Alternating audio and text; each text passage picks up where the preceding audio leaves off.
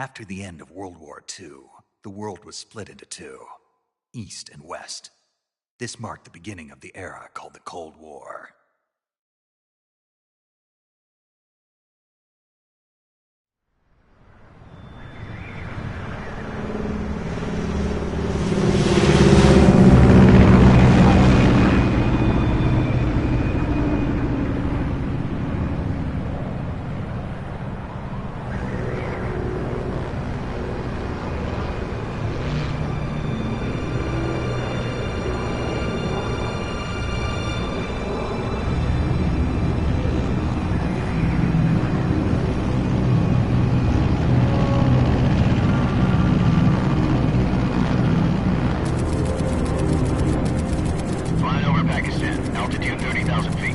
Approaching Soviet airspace. 20 minutes to drop off. Commencing internal depressurization. Equipment check.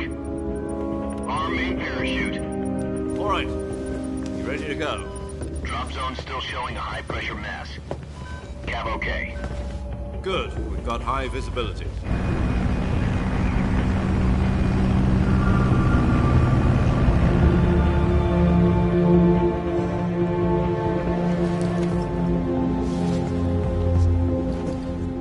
Cigar.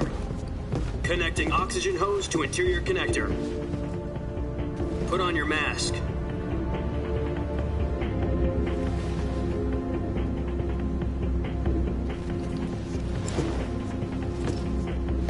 Does this panty waste know what he's doing? Approaching release point. 10 minutes to drop off. Hey, are you deaf? He said put out the cigar and put on your mask.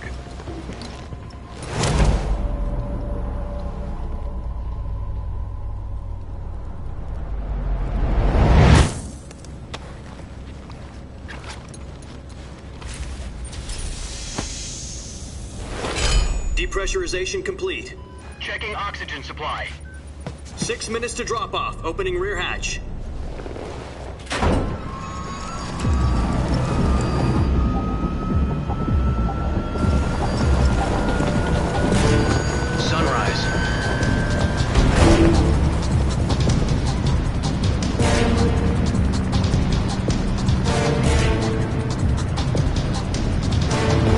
Temperature minus 46 degrees Celsius. 2 minutes to drop off. Stand up. You'll be falling at 130 miles per hour. Try not to get frostbite from the wind chill. 1 minute to drop off. Move to the rear. Activate the yellow bottle. This is one for the history books. The world's first halo jump. 10 seconds to drop off. Stand by. Status okay, all green. Prepare for drop-off. Countdown. 5, 4, 3, 2, 1. Spread your wings And fly. God be with you.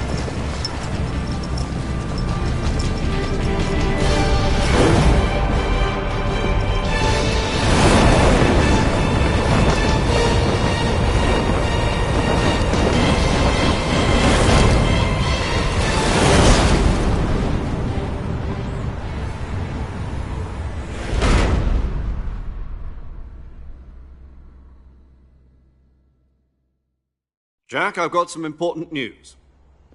The head of the CIA has finally given us the green light for the virtuous mission. Virtual mission? No, the virtuous mission. The future of our Fox unit depends on it. If it succeeds, we'll be officially organized into a unit. Virtuous mission? Sounds like some kind of initiation ritual. You know, don't get cocky. This isn't a training op. Right. So what exactly is this wonderful mission? Well, about 2 years ago,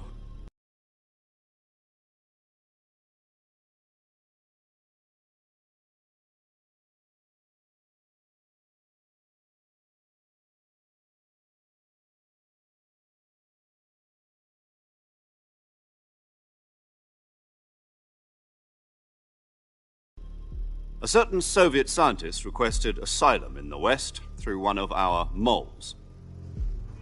His name is Nikolai Stepanovich Sokolov. He's head of the OKB-754 Design Bureau, one of the Soviets' top-secret weapon research facilities, and the East's foremost expert on weapons development.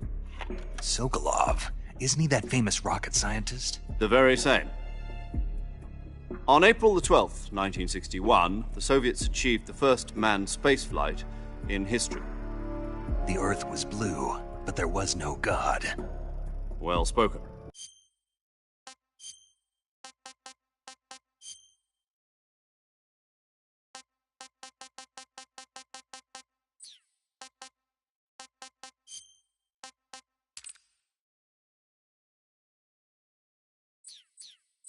The rocket that carried Yuri Gagarin to orbit was the A-1, known as the Vostok.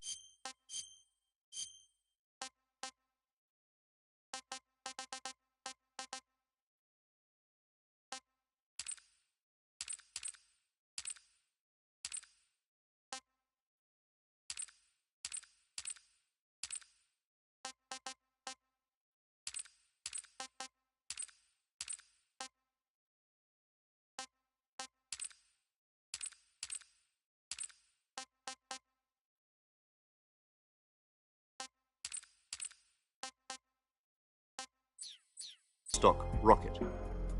Sokolov is said to be the man most responsible for the multi-engine cluster used in that rocket. After Gagarin's flight, Sokolov left rocket development to become the head of the newly established Design Bureau. From a lowly technician to head of a design bureau, that's quite a success story, so why'd he want to defect? It seems he'd become afraid of his own creations. Afraid? Call it a crisis of conscience. And for that, he left his country and his family behind and went over the fence? Not exactly. One of his conditions was that his family was also to be taken safely to the west. We used a mole to get the family out first and succeeded in sneaking Sokolov over the Berlin Wall shortly afterwards. I was the one who conducted the operation. The security on the eastern side was still full of holes back then. Then what? We got Sokolov over in one piece, but the whole ordeal had left him exhausted, and we checked him into a hospital in West Berlin. It took him 2 weeks and more than 600 miles to get from the research facility in the Soviet Union to Berlin. He was in no condition to say anything coherent. And it was only a week later that we had something much bigger on our hands. The Cuban Missile Crisis. October the 16th, 1962, President Kennedy received word that the Soviets were in the process of deploying intermediate-range ballistic missiles in Cuba. The President demanded that the Soviets dismantle and remove the missiles. At the same time, he announced a naval blockade to prevent further missile shipments from reaching Cuba. But the Soviets didn't back down, instead placing their armed forces on secondary alert. Soviet transport ships carrying missiles continued on course towards Cuba. US and Soviet forces went on alert for an all-out nuclear war. Frantic negotiations were conducted through the UN's Emergency Security Council and unofficial channels to end the hair-trigger standoff. Finally, on October the 28th, the Soviet Union agreed to remove its missiles from Cuba, and so the world avoided a nuclear holocaust. But in order to get the Soviets to pull their missiles out, we had to make a deal. You mean the one where the US agreed to remove its IRBMs from Turkey? No. The Jupiter IRBMs deployed in Turkey were obsolete, and we were going to get rid of them anyway. They had no strategic value whatsoever to either the US or the Russians. The Turkey deal was a ruse, a cover story that was fed to the other intelligence agencies around the world. So what did the Russians really want? Sokolov. They wanted us to return Sokolov. You mean the Soviets pulled out of Cuba just to get their hands on Sokolov? That's right. What the hell was he working on? At the time, we had no idea. We were running out of time. It was either give up Sokolov or risk full-scale nuclear war. In the end, we had no choice. President Kennedy gave in to Khrushchev's demand. The next day, I got Sokolov out of the hospital, handing him over to agents on the eastern side. Sokolov kept on screaming.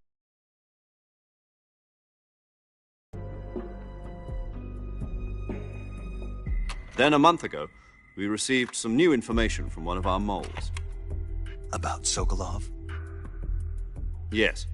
He was taken back to the research facility and forced to continue working on the weapon in question under KGB supervision. What's more, it's on the verge of completion. So what kind of weapon is it? Something to do with space rockets? No, missiles. Same technology. I guess you're right. We don't know the details, but it appears to be a new kind of nuclear device.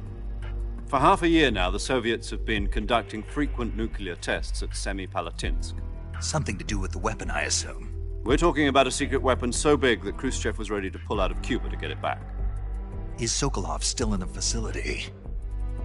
No. According to our intelligence, he's in Selino-Yarsk, a place in the mountains about 3 miles to the west that's known as the Virgin Cliffs. The Virgin Cliffs. Nice name for a virtuous mission. They moved him there just recently. Why? Apparently, they're conducting a field test of the weapon, but it's our best chance to get him back. This mission would never have been possible if he was still in the research facility. This is our last chance. Sokolov must have known that too when he contacted us.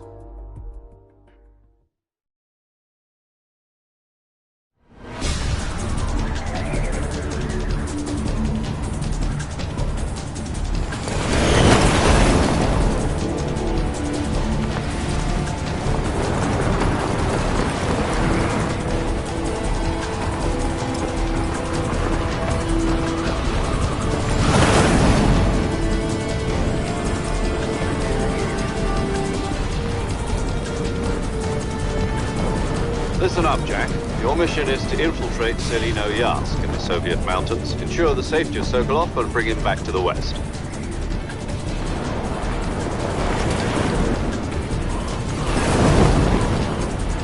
If we don't get Sokolov back before that weapon is complete, we'll be facing a major crisis. The clock is ticking.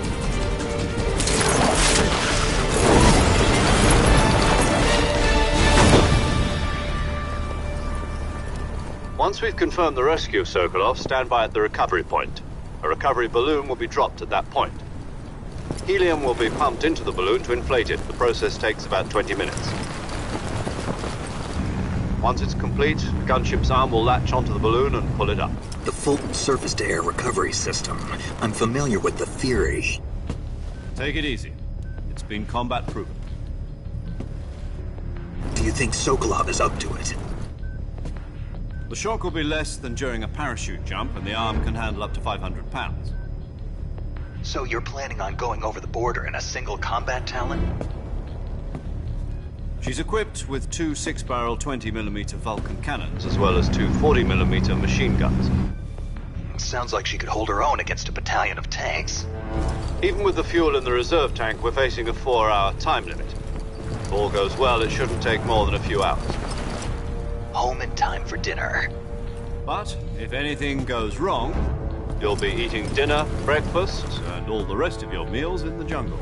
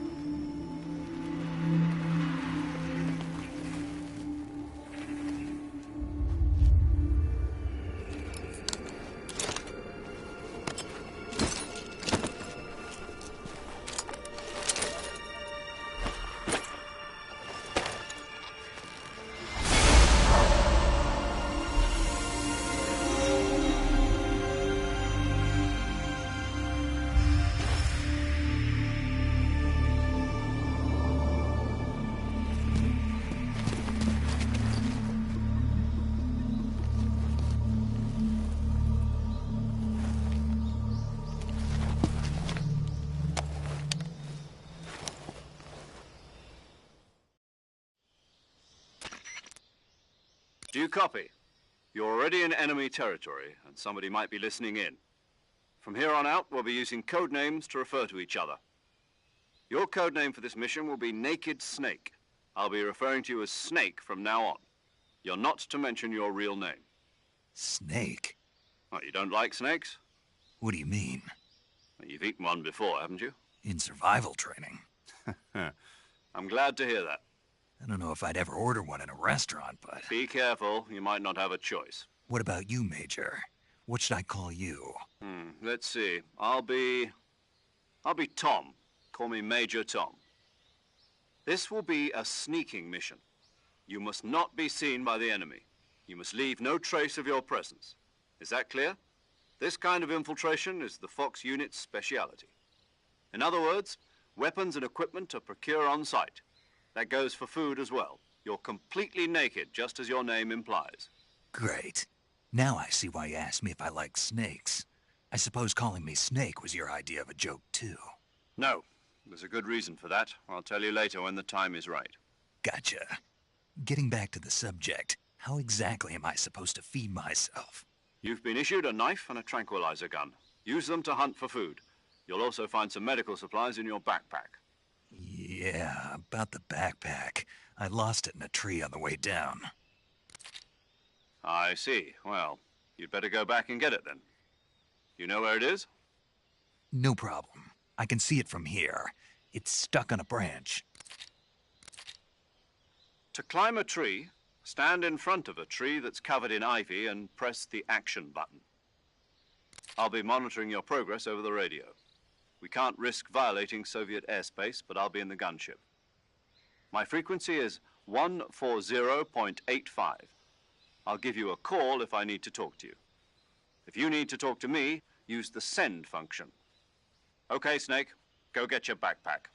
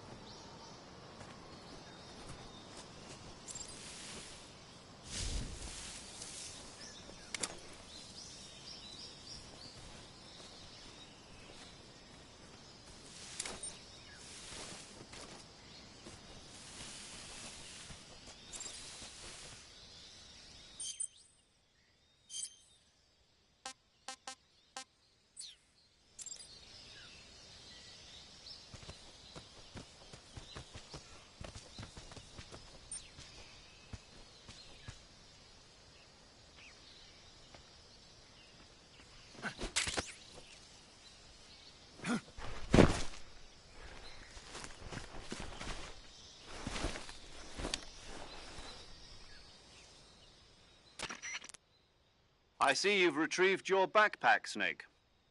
To equip a weapon, it's necessary to take it out of your backpack. In the survival viewer, choose Weapon from the backpack. Your available weapons will be displayed in a list on the screen. From that list, choose the weapon you want to equip and press the Enter button. For other equipped items, just do the same thing from Item. Got it. Use the survival viewer backpack. Yep, that's right. Survival is fundamental to this mission. After you've been out in the field for a while, your stamina will start to drop. If your stamina gets too low, it'll affect your performance. You won't be able to shoot accurately, for example, and your wounds won't heal as smoothly. Keep an eye on your stamina so you don't run out. To recover lost stamina, you can hunt for local flora and fauna. You can use either your tranquilizer gun or your knife to hunt. My only weapon is a Mark 22 Hush Puppy tranquilizer gun? That's right. It's been fitted with its own suppressor. However, the suppressor will deteriorate every time you fire. Once its durability reaches 0, the noise suppression effect will be gone. So don't get too trigger-happy with it. The suppressor's durability is shown in the icon. Any weapons and equipment beyond what you're carrying now, you'll have to find as you go. I have to find my own weapons and equipment? Whose crazy idea was this, anyway? Solo covert actions are standard Fox operating procedure. You can't leave any traces of your presence. No weapons, equipment, footprints, sweat, or bodily waste. The same goes for bullets and cartridges, too. Your presence in enemy territory is already a violation of international conventions of warfare. There aren't supposed to be any American soldiers in Russia. It could spark an international incident. You can't let anyone see you. You can't let the enemy know you're there. This is a stealth mission. You're a ghost, Snake, in every sense of the word. And there'll be no rescue if you're captured. The military and U.S. government will deny any involvement in the affair. Then I'll just have to take care of myself, huh? I'm afraid so. You've been given a fake death pill for that purpose. SIS guidelines stipulate that soldiers on covert ops like this one be issued a potassium cyanide capsule. Tape it to your body so you can take it when you need to. How generous of you. Use it if you're taken prisoner by the enemy. It'll send you into a state of false death for a short time. Fooling them into thinking that I'm really dead. So how do I come back to life? Just take the revival pill. You mean that thing they put in my tooth before the mission? That's the one. But be careful. If you remain in a state of false death for too long, nothing will be able to bring you back. Remember that. I'll keep it in mind. You said this was a solo mission, right? Right. I guess that means I can't count on any reinforcements. Correct. The mission rests entirely in your hands. A real one-man army. Relax. There's a support team ready to back you up over the radio. Who? I'll introduce them to you. This time, survival is of utmost importance.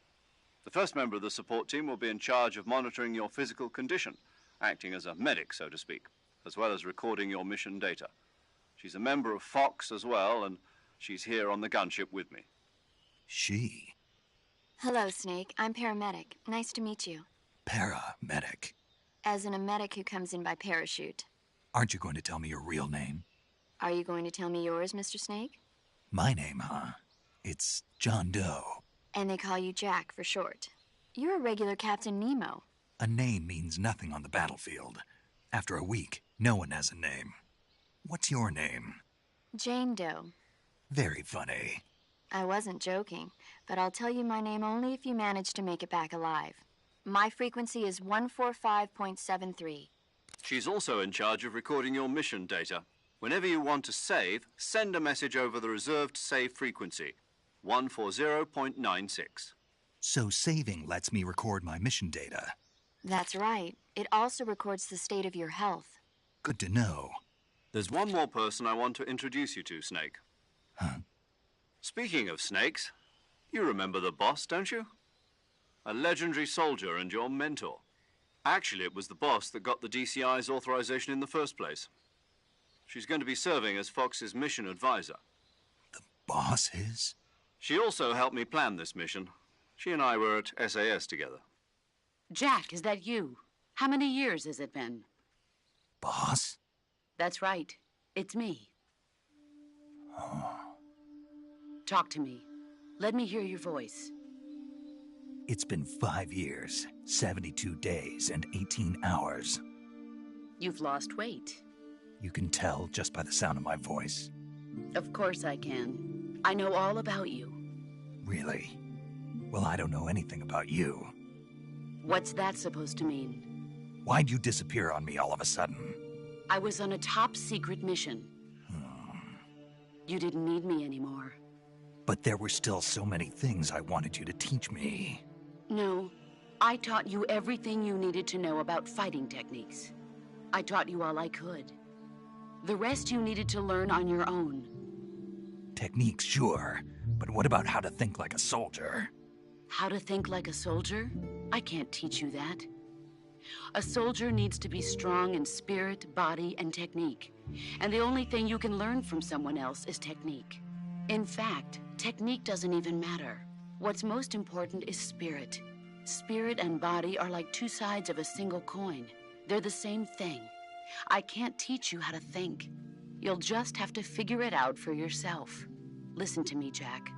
Just because soldiers are on the same side right now doesn't mean they always will be. Having personal feelings about your comrades is one of the worst sins you can commit. Politics determine who you face on the battlefield. And politics are a living thing.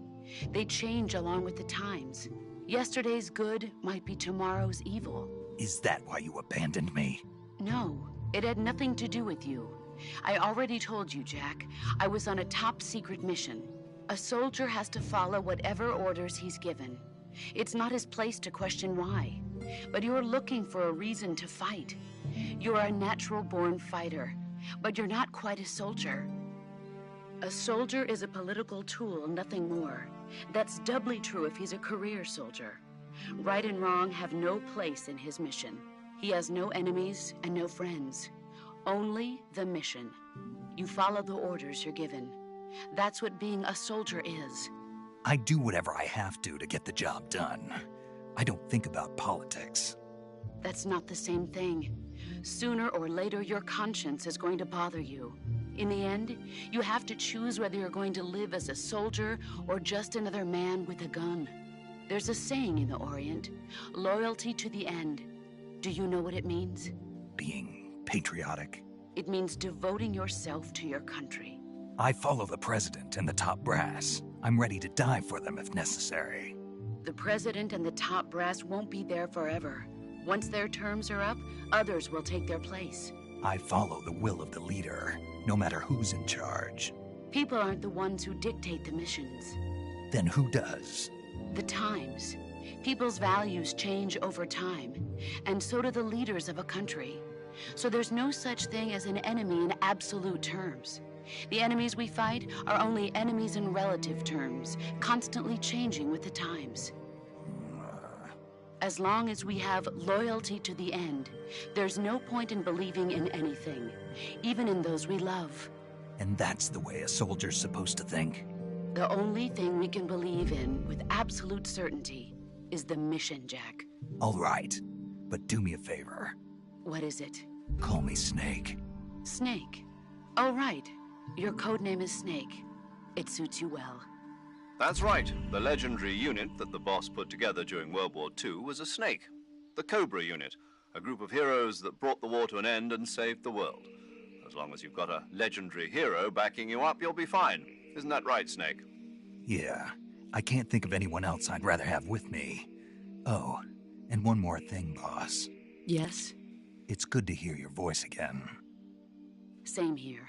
After all, who knows if either of us will make it out alive? Snake, you are always best at urban warfare and infiltrating buildings. But this is the jungle. Survival is going to be key. Those CQC techniques I taught you are sure to come in handy.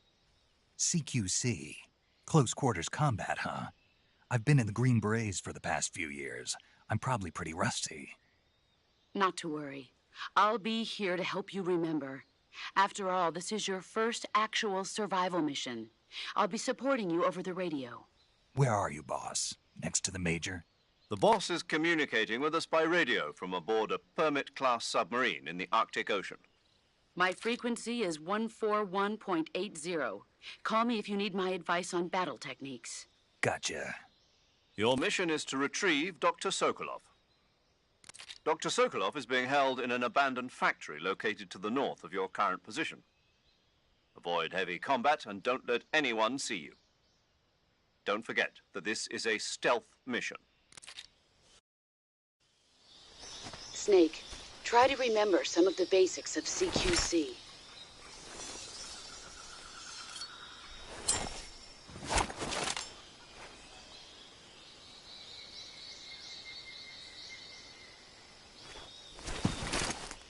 Commencing virtuous mission now.